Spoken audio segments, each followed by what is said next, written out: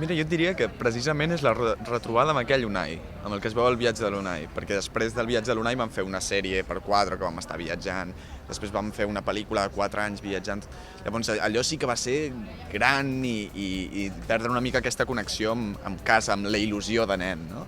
Al viatge de l'Unai se'n veu amb tota aquesta il·lusió de conèixer, d'estic viatjant pel món i tot és nou.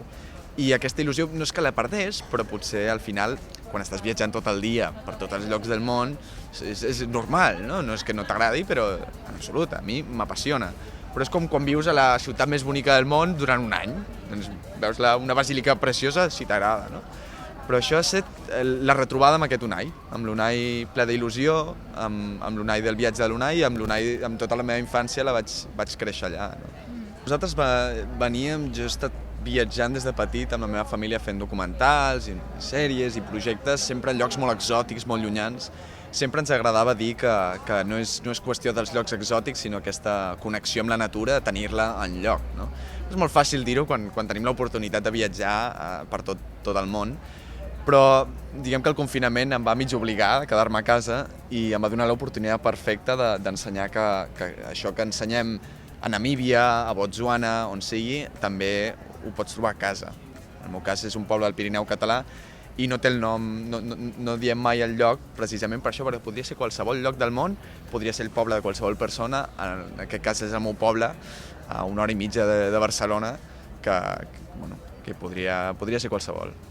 Jo crec que el documental de sobte es veu com para tot, no hi ha avions al cel, els animals, hi ha una escena, per exemple, d'unes guineus que s'acosten al poble, i jo crec que encara que és una cosa molt bonica, és molt difícil de mantenir, no? Al final potser ens tenta més aquesta vida gran de ciutat, però jo crec que documentals amb cosetes així potser és el que pot fer aquest petit canvi, que la gent potser no és un canvi al moment, no?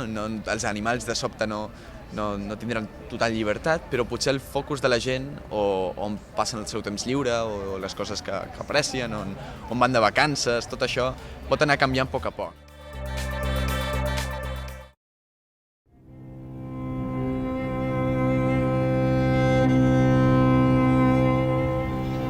Me cuesta imaginar que a día de hoy, en primavera de 2020, estamos confinados por culpa de una pandemia. A mí el coronavirus me ha pillado en el que creo que es el mejor lugar del mundo. Estoy en el pueblo en el que nací, un pueblo en el Pirineo rodeado de montañas. Una naturaleza que pasa muy desapercibida. Siempre tiene algo nuevo que enseñarme. Amanecer aquí en el Pirineo es el momento más especial del día, cuando empieza a despertar toda la vida. Y ahora que de repente tengo todo el tiempo libre del mundo, me gustaría plantearme un reto.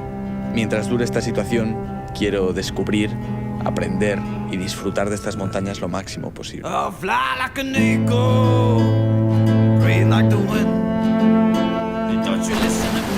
Justo la cámara trampa aquí. Estoy muy cansado.